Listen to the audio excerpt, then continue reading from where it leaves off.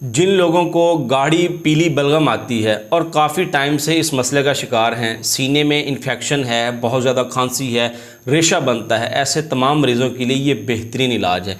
ये सीने में जमी बलगम को उखाड़ कर इसे पानी की तरह पतला करके फेफड़ों और सांस की नालियों से बाहर निकाल देगा और मज़ीद बलगम नहीं बनने देगा।